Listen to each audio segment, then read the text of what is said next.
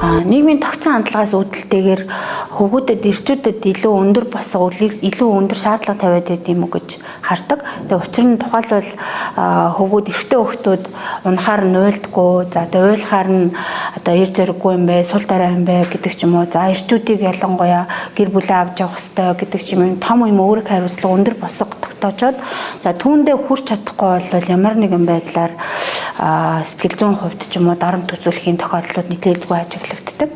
Сургуулийн нийгмийн ажилтны зүгээс хөвгүүдтэй гэж зөвлөхөд дотроо байгаа тулгараад байгаа асуудлаа хэн нэгнтэй хуваалцахаас битгий санаа зовоорой. За хэн нэгнээс тусламж хүсгээсээ битгий санаа зовоорой.